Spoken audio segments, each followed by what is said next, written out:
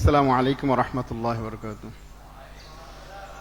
আলহামদুলিল্লাহি ওয়াহদা ওয়াসসালাতু ওয়াসসালামু আলা মান লা নাবিয়্যা বা'দা, আম্মা বা'দ। অল্প একটু কথা বলেই শেষ করব, তোমাদেরকে খুব বেশি করব না। তোমরা এখানে সবাই দারুন নাজাতে এসেছো, দারুনাতে অনার্সে ভর্তি হয়েছো। তোমাদেরকে অনেকে বলবে যে পাবলিক ইউনিভার্সিটিতে চান্স পাও নাই তো সেই জন্য এখানে ভর্তি হয়েছে, তোমরা আর কি নাকি। তোমাদের একটা বিষয় নিয়ে শুকরিয়া আদায় করা উচিত যে তোমরা এমন একটা জায়গায় আসো যেই জায়গাটা সব জায়গা থেকে সেফ।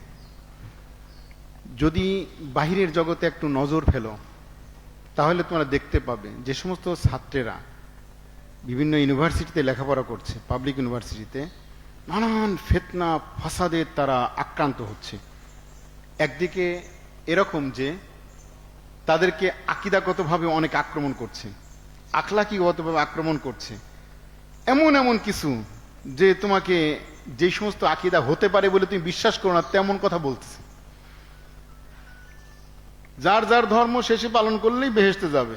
হিন্দুরা যদি পালন করে তাহলে জান্নাতে যাবে, আর মুসলমান করলে জান্নাতে যাবে, খ্রিস্টানে পালন করলে মুসলমানে যাবে। এরকম এরকম বললাম আর কি। তুমি এমন ভাবে আক্রান্ত বা আখলাকি ভাবে আর আকীদাগত ভাবে নানা রকম আছে, সেখানে মানুষের আমল আখলাক কোনো কিছু নেই, যেখানে গেলে চোখের গোনা মুখের গোনা সবকিছু হতে থাকে, কল্পনা করা যায় না। কিন্তু দারুন নাজাত সেফ জোন, একেবারে আল্লাহ পাক রব্বুল আলামিন পবিত্র পরিচ্ছন্ন রেখেছেন।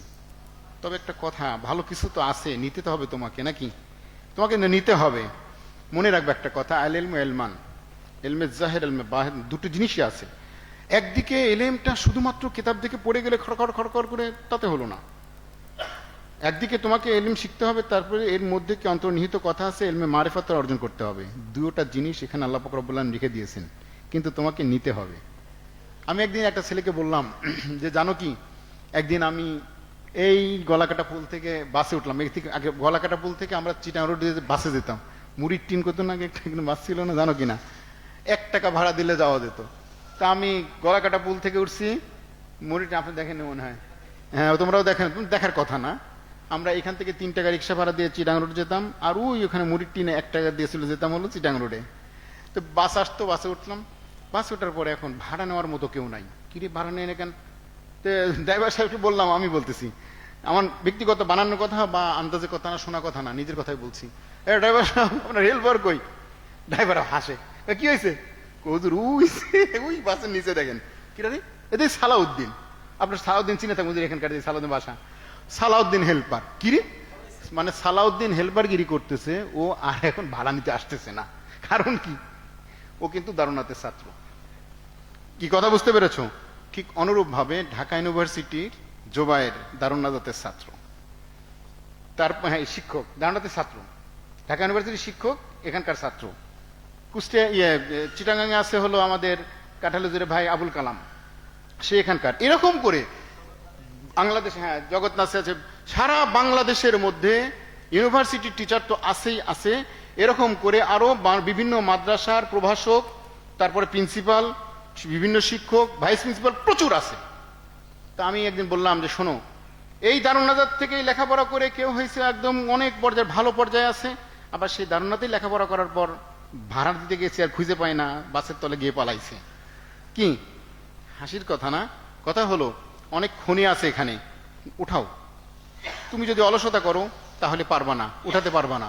তুমি অলসতা করছো, নেওনি, তুমি ওখান থেকে না নিয়ে চলে গেছো। তা তুমি যখন আহরণ করনি, এই কারণে তুমি পাওনি। এই দারুন নাজাত এমন এলেমের খনি, যেখানে ভালো ভালো মুহাক্কিক এবং এলেমওয়ালা আমলওয়ালা ওস্তাদ আছেন, তাদের আকীদা এলেম আমল সবকিছু পরিপূর্ণ। আলহামদুলিল্লাহ, পরিপূর্ণ বলতে অনেক সুন্দর। এরকম ওস্তাদদের থেকে তুমি এলেম নিতে পারবা, আকীদায় তোমার সমস্যা হবে না। তাহলে তুমি এখান থেকে নিতে হবে তো, নাকি? যদি না নাও তাহলে কিছু হবে না। ডাক্তার প্রেসক্রিপশন করে দিয়েছেন, কিন্তু তুমি ঔষধ খাওনি, তোমার রোগ কোনোদিন ভালো হবে না। এই জন্য তোমাদের কাছে আমার এতটুকু কথা যে তোমাদের এখান থেকে শিখতে হবে, নিতে হবে। এই যে অনার্সের কথা বললেন, যে এত সুন্দর সুন্দর সিলেবাস, এত সুন্দর করে সমৃদ্ধ করে সাজানো হয়েছে, কিন্তু তুমি যখন এগুলো নিবে তাহলেই না তুমি এখান থেকে বড় কিছু হবে। কিন্তু তুমি নিচ্ছ না, শিখতেছো না, তাহলে হচ্ছে না। শোনো, এখানে এই যে এত বড় বড় সিলেবাস আছে, তোমাদের ভিতরে একটা মানে আলেম পাস করার পর যখন তোমরা অনার্সে চলে আসো, তোমাদের ভিতরে একটা জিনিস খুব খেয়াল আসে যায়, যেটা অন্যরকম। সেটা হলো কি, এখন একটু চাকরি করতে হবে, এখন একটু টাকা ইনকাম করতে হবে, অর্থের দিকে যেতে হবে, বিভিন্ন সমিতি করছি, সমিতিতে আমার চাঁদা দিতে হবে, এরপর আমার একটা ফ্ল্যাট কিনতে হবে, এরপর বাড়ি করতে হবে, এরকম কথা। এবং অনেকে এরকম বলে, আরে ভাই ওইসব ওয়াজ নসিহত বাদ দাও, হুজুরা তো বলবেই, এখন থেকে একটু যদি স্বাবলম্বী হওয়ার চিন্তা না করি পরে কিন্তু আর হবে না, এই চিন্তা করে লাস্টে গিয়ে সে কিন্তু এলেম অর্জন করতে পারে না। এই আদো আদো এলেম হয়, সবার কাছে গালি শোনে, সবার কাছে গালি শোনে। যে আলেম বড় এলেমওয়ালা হয়েছে, যার এলেম আছে সাথে আমল আছে, সে কোথাও বেজ্জতি হয়নি, এবং কোথাও গেলে তারা দেখে আমার ভয় পাইছে, ওরে আল্লাহ রে বড় হুজুর কি কব না, উল্টো অস্থির হয়ে যাবে। এই কথা বুঝতে পারছো? আমি একদিন একটা ঘটনা বলি। আমার মামা একদিন আমাকে বলতেছে, নামাজের ভিতরে সূরা ফাতিহা পড়তে হবে, না বলে নামাজ হবে না। তুমি জানো? কিরা বলছে আপনাকে? কিরা বলছে? মানে আমাদের হুজুর বলছে। শুনছেন না পড়ছেন? শুনছি। শোনা কথা বাদ দেন, পড়ার কথা বলেন। আমার তো সবাই জানে যে আমি খুব নম্র ভদ্র, কথা বলতে পারি না। মানে আমি আমার আত্মীয়দের সঙ্গে, মুরব্বীদের সাথে ভদ্রতার সাথে কথা বলি, অন্যদের সাথে যত রাগারাগি করি, ওখানে গেলে মনে করে যে ওরে আল্লাহ ওর চেয়ে ভালো মনে হয় নাই। তো মনে করে যে ও হলো নম্র ভদ্র। তো সেই দিন আমার মেজাজটা এমন গরম হয়েছে। আমি বলছি, আমার মতো মনির আপনার সামনে বসে, মনির তো কই না, সজল কইছি আর কি, আমার রাখলাম সজল, এইখানে দাঁড়ায় আমি 40টা দলিল দেবো আপনাকে যে সূরা ফাতিহা পড়া যাবে না। বুঝার ক্ষমতা আছে আপনার? পালে আসেন। এখন তো উনি অস্থির হয়ে গেছে, কি কইস তুই?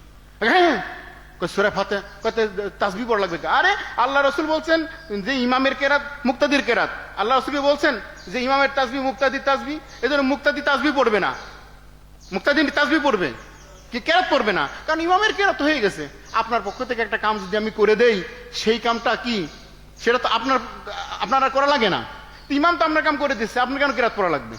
উনি তো থতমত খেয়ে গেছে। এরপরে উনি যে বাইশের কাছে বড় বলতেছে, আমি কি 40টা দিতে পারি আর না পারি। তানজিমুল আশতাতের ভিতরে পড়ছি, তো পুরাই পড়ছি আমি।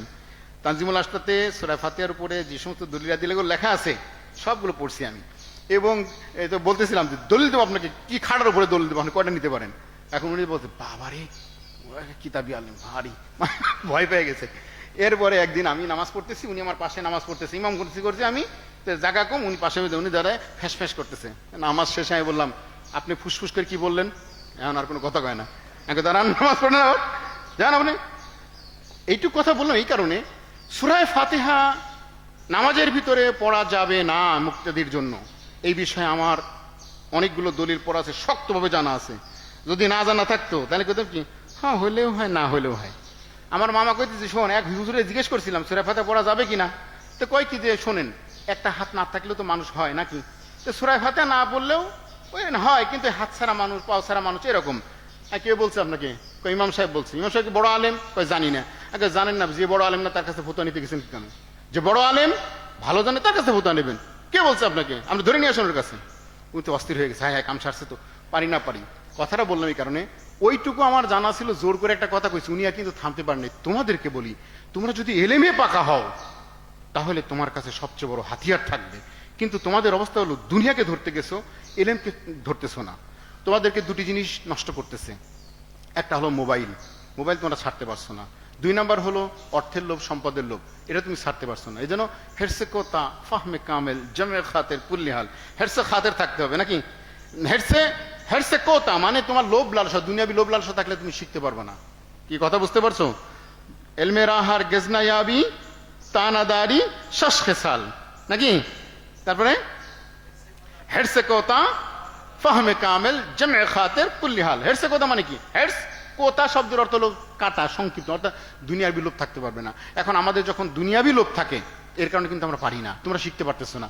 আমি ছোটকালে আমরা তো লেখাপড়া করছি, সত্যি কথা, এখানে কামেল পরীক্ষা, এখানে এসে চাকরি নিছি, তারপরেও এই কথা মাথায় ঢোকে নাই যে একটা সমিতি টমিতি করে আমার বাড়ি করা দরকার, ঘর করা দরকার। তখন মানে ফ্যামিলি বিবাহ শাদী করি নেই, করবো, তখন আমার এখনো মনে পড়ে নেই।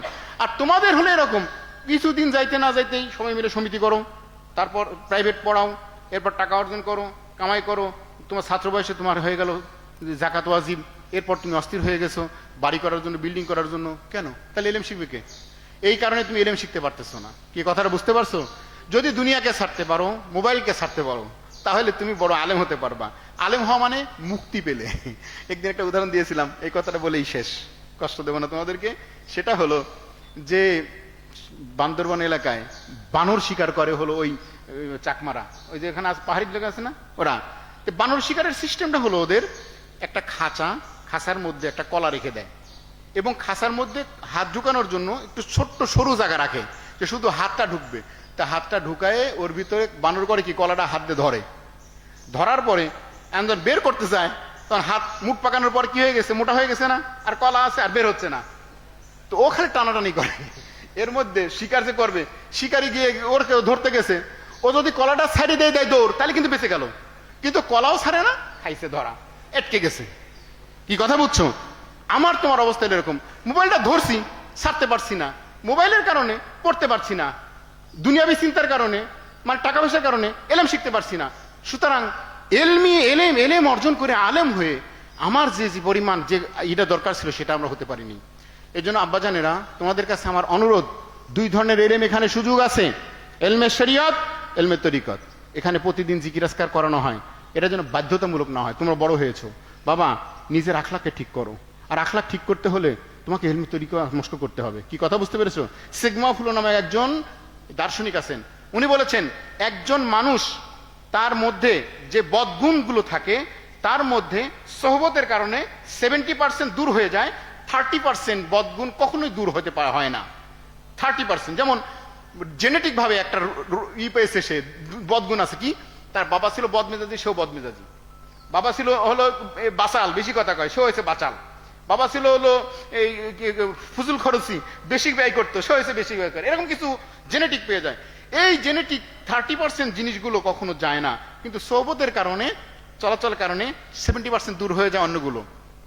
কিন্তু ওলামা একরাম বলেছেন যে এই যে 30% যেটা জেনেটিক কারণে আছে সেইটাও দূর হয়ে যায় মানুষের কিসের কারণে? তরিকা মস্ক করলে।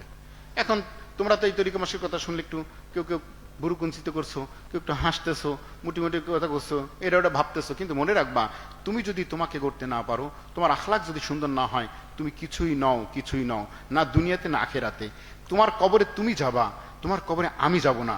সেখানে তুমি আমার কারণে যদি কোনো পাপ করো, আমার কারণে যদি পাপ করো, সেই পাপের শাস্তি কিন্তু তোমারই হবে। কি কথা বোঝো নাই? আমার প্ররোচনে চল দোস্ত যাই একটা চুরি করে আসি, গেলে আমার সাথে চুরি করতে, ওই চুরির শাস্তি তুমি পাবা না? পাবা। তুমি যদি মনে করো দোস্ত তোর সাথে গিয়ে আমি চুরি করতে রাজি না, আমাকে সেভ করতে হবে। এই জন্য এইখানে এলমে শরিয়ত, এলমে মারেফত, এলমে তরিকত সব অর্জন করা সম্ভব। সুতরাং দুই দিকে তোমরা মনোযোগী হও। এই জন্য কি বানর মার্কা কাম করবা নাকি? কি খাসার ভিতরে হাত ঢুকে বের করবা নাকি? বের করতে পারবো না? মোবাইল ছাড়া যাবে? কথা বলে না। মোবাইল ছাড়া যাবে? যদি ছাড়তে পারো দিলাম ছেড়ে, তোর মোহাব্বত রাখলাম না মোবাইল, তোরে দিলাম ছেড়ে। আর যদি তুমি করতে পারো, কি কয় এই বাড়ি করতে হবে আর সমিতি করতে হবে, এই মহব্বত ছেড়ে দাও। আর যদি পড়াশোনায় মনোনিবেশ করো, ইনশাল্লাহ বড় আলেম হয়, হক্কানি আলেম এখান থেকে যাবা। আল্লাহ পাক রব্বুল আলামিন আমাদের সবাইকে আমল করার তৌফিক দান করুন। তোমাদের কাছে একটা জিনিস চেয়ে যাই, আমাদের সবার জন্য একটু দোয়া করো। কি পারবা? আমার ওস্তাদ বলেছেন তুমি কেতাবের লেখকের জন্য দোয়া করবা, কেতাব যিনি যে ওস্তাদ যে পড়ান তাকে তার জন্য দোয়া করবা, যে কিতাব পড়তেছো তার মুসান্নি সারে যারা আছেন, মুসান্নি সারে এনাদের জন্য দোয়া করবা। তাহলে তুমি অবশ্যই কি পাবা? তুমি এলেম পাবা। এই জন্য আমি কাফিয়া পড়তেছিলাম, একটা অংশ বুঝতেছিলাম না, আমার শরীয়তপুর হুজুর পড়াতেন আমাদেরকে, আমি খুব কান্নাকাটি করতেছিলাম 2 রাকাত নফল নামাজ পড়ে। সেদিন যখন রাতের বেলা শুইলাম, মানে বুঝি না হুজুর, তো বুঝে আসে না, খুব মাথায় হেঁট হয়ে আসতেছে। 2 রাকাত নামাজ পড়লাম, অজু করলাম, 2 রাকাত নামাজ পড়লাম, নামাজ পড়ে আল্লাহর কাছে কান্নাকাটি করলাম, শুয়েছি। মানে 5 মিনিট হয়নি নাকি এরকম। এখন শরীয়তপুর হুজুরের স্বপ্ন দেখলাম। শরীয়তপুর হুজুর কিন্তু আমার ক্লাস টিচার, মানে ক্লাসে কাফিয়া পড়াতেন। উনি আমার একটা ব্যাক করুন, বুঝিস না এটা? এরা মনির করে ডাকতেন, মনির বুঝিস না? আমি তো 10 মাসকে উঠে পড়ছি হুজুর ধমককে। উঠে হুজুর কইছে, উঠে অজু করে এসে কিতাব খুলে দেখা ক্লিয়ার হয়ে গেছে। আমি বলতেছিলাম এই কথাটা, যেমন আগ্রহ থাকতে হবে, ওস্তাদের জন্য দোয়া করতে হবে, মাদ্রাসার জন্য দোয়া করতে হবে। কি পারবা? আর যে এলেম অর্জন করতেছো এটা শ্রেষ্ঠ এলেম, মনে রাখবা কথাটা, শ্রেষ্ঠ এলেম। এলেমের চেয়ে শ্রেষ্ঠ কোনো এলেম নাই। তাহলে ইনশাল্লাহ তোমরা সবার হতে পারবা। এখন কি ক্লাস করবা নাকি চাকরি করবা আর টাকা কামাই করবা? পারবা না। চাকরি করবা, টাকা কামাই করবা আর প্লাই করতে হবে না। এই যে দুনিয়াকে ছাড়তে হবে, এলেমকে গ্রহণ করতে হবে। ইনশাল্লাহ আমরা সব পারবো ইনশাল্লাহ।